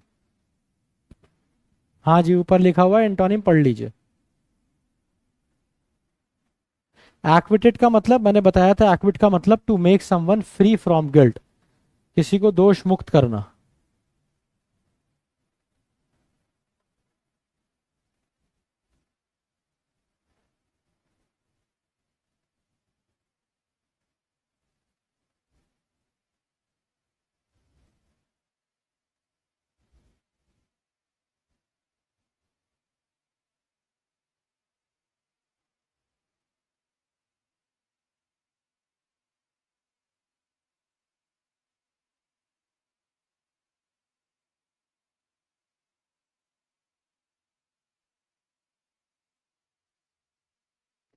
कैप्शियस का मतलब क्या होता है? क्रिटिकल,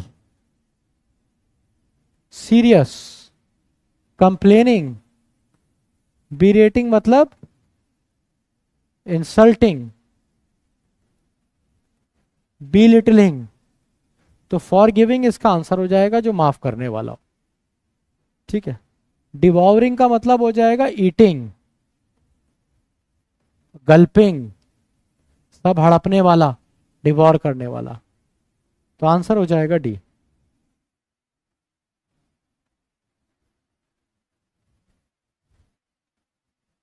नहीं, टेम्परेट नहीं होगा पिछले question.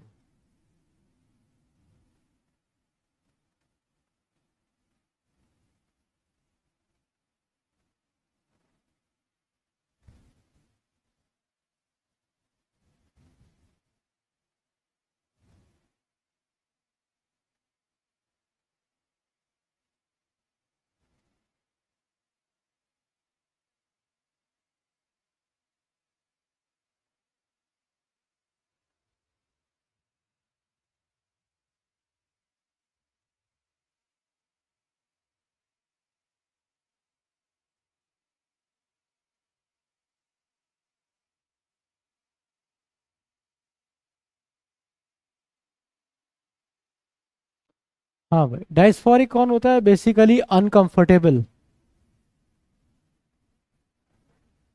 Unhappy, uneasy, sad, melancholic, dismal, ये सारे के सारे दुखी होते हैं। ये इसका सिनोनिम हो गया। आंसर हो जाएगा यूफोरिक, हैप्पी, डिलाइटेड। लेकॉनिक का मतलब होता है टर्स, जो कम बोलता है, अनकहा, टैसेट। लेकॉनिक, टर्क, टर्स।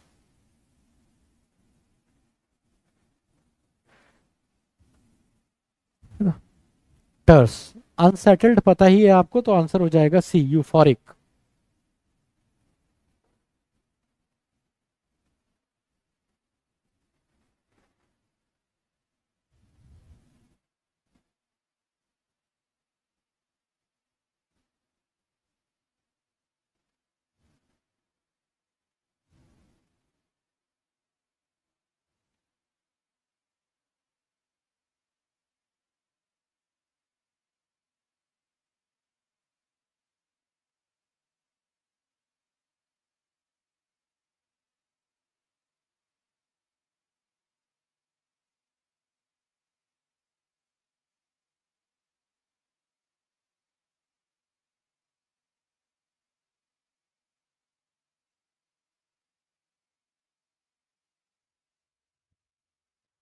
थ्रेशोनिकल का क्या मतलब होता है? जब आप लंबी लंबी फेंकते हैं तो ब्रैगिंग, बोस्ट, हाइपरबोल, बड़ा चढ़ा के कहना, ये सब आते हैं। ये सारे सिनोनिम हो गए। मॉडेस्ट इसका उल्टा हो गया। सलिन का मतलब होता है रैच।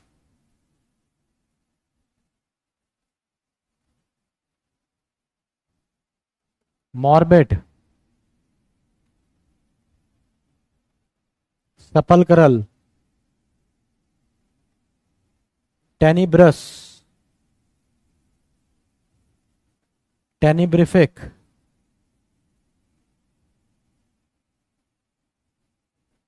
एल्गियक, ये सारे मनहूस होते हैं। मनहूस जो अच्छा नहीं होता, मनहूस। डिफिएंट कौन होता है? ओबीडियंट का उल्टा।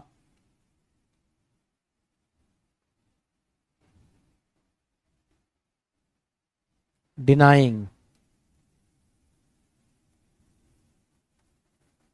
डिसोबीडियंट, डिफिएंट। आंसर हो जाएगा आपका इसमें बी, मॉडेस्ट।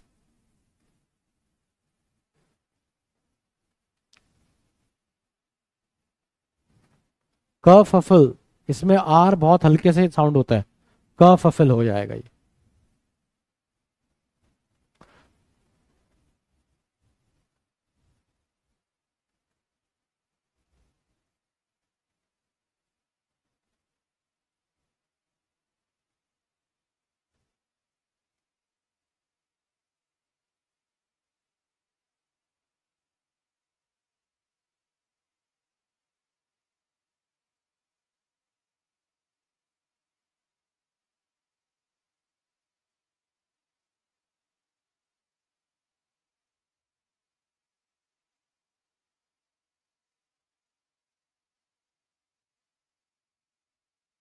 कफल का मतलब होता है बेसिकली कंफ्यूजन, केओस, ये दोनों इसके सिनोनिम हो गए।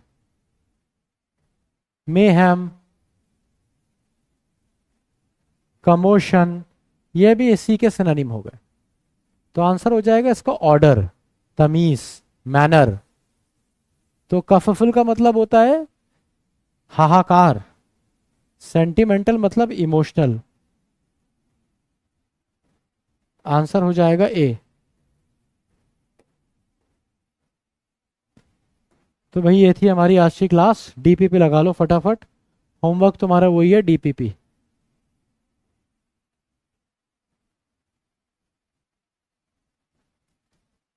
गुड न्यूज, क्योंकि सिंगुलर है तो वर्ब भी सिंगुलर यूज होगी। स्प्रेड्स।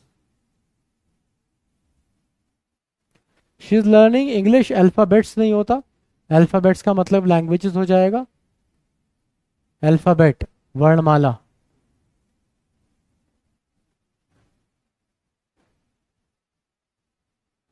मोहन हैज 3 चिल्ड्रंस नहीं होता ये,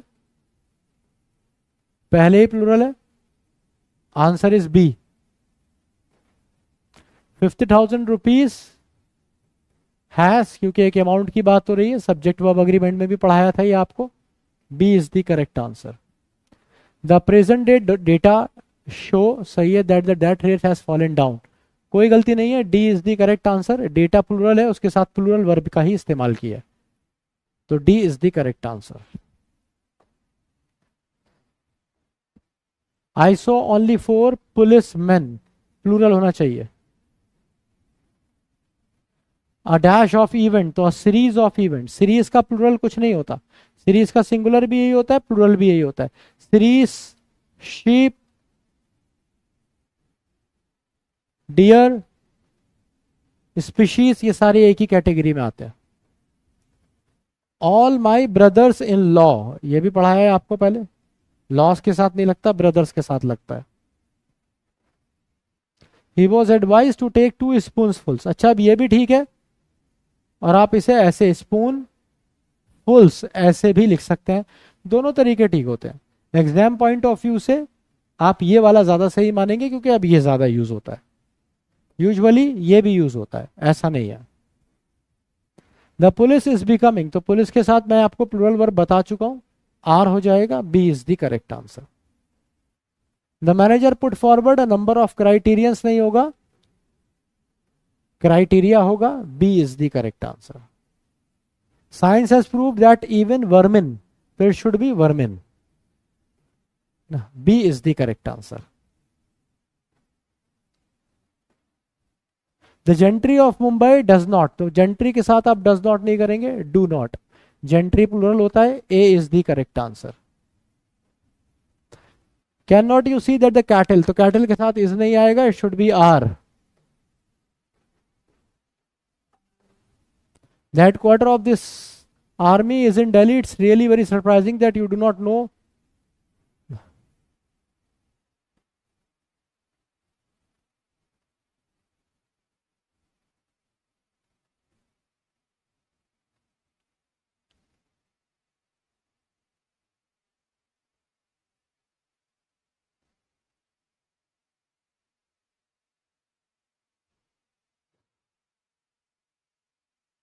ठीक है, इसमें कोई गलती नहीं है। It is really very surprising that you do not know even this fact. ठीक है,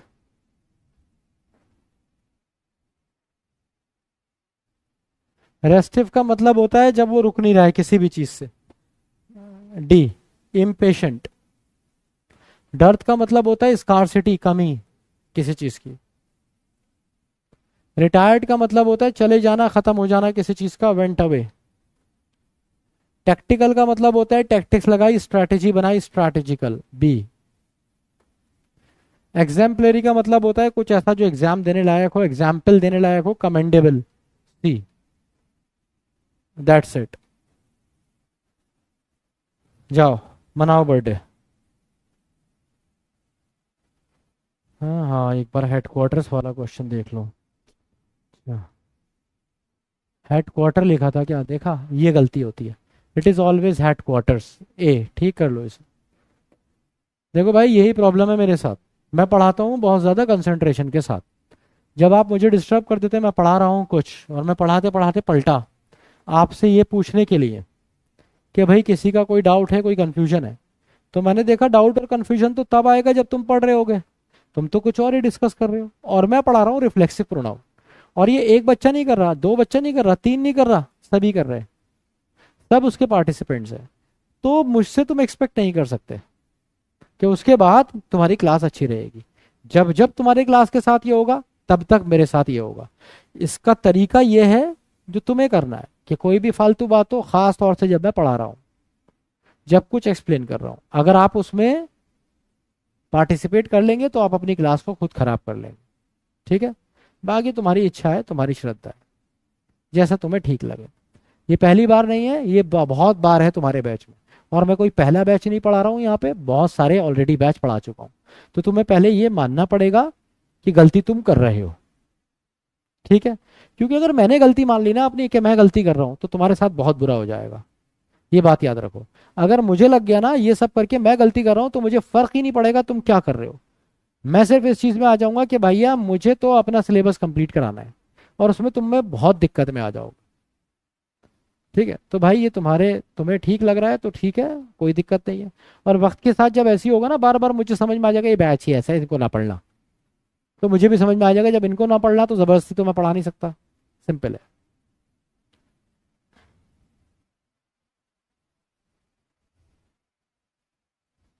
वो डिस्टर्ब करने वाला एक नहीं है ना, पूरा क्लास है और आप भी उसका पार्ट है। वो डिस्टर्ब कर रहा है तो आप करने कैसे दे रहे हैं, आप कैसे करने दे रहे हैं, आप कैसे पार्ट हुए उसके। वो कह रहा है हैप्पी बर्थडे सर, आप भी कह रहे हैं happy birthday sir. Rahul sir का तो नाम भी बहुत बाद में आया है, पहले आप happy birthday happy birthday happy birthday कह रहे हैं, फिर कह रहे हैं राहुल सर का happy birthday, happy birthday birthday birthday birthday चल रहा है। ठीक है भाई, आप ये मत करिए कि मैंने नहीं किया, you were the part of that. जब तुम्हारे चींटी काटती है ना, कहीं बैठे होते चींटी काटती है, तो आसपास की सारी चींटियां मार देते हो तुम। ठीक है, जिस मच्छर ने आके तुम्हारे काटा होता है ना, सिर्फ उसको नहीं मारते तुम हिट लेते हो, सब पे छिड़क देते हो, है ना। जरा कॉमन सेंस देखो, कॉमन सेंस। जब पाकिस्तान हमारे देश पे हमला करता है ना, तो हम ये नहीं देखते कि कौन से सैनिक ने किया है, हमें ये पता होता है तुमने हमारे दो मारे ना, हम 50 मारेंगे तुम्हारे। This is how we think, और ऐसे ही होता है। तो ये भाई तुम्हारे ऊपर है, तुम इसे ठीक करना चाहो तो कर लो। बैच तुम्हारा, करियर तुम्हारा। मेरे पास बहुत बैचेज हैं, तुम्हारे पास बहुत करियर नहीं है। बाकी तुम्हारी इच्छा है, तुम्हारी श्रद्धा है। तुम्हें पढ़ना है तो तमीज से पढ़ लो, और नहीं पढ़ना है तो मुझे पता चल जाएगा तुम्हारे बैच के साथ। ठीक है, चलो, थैंक यू सो मच। अगली क्लास में मिलता हूँ आपसे। जय हिंद, जय भारत।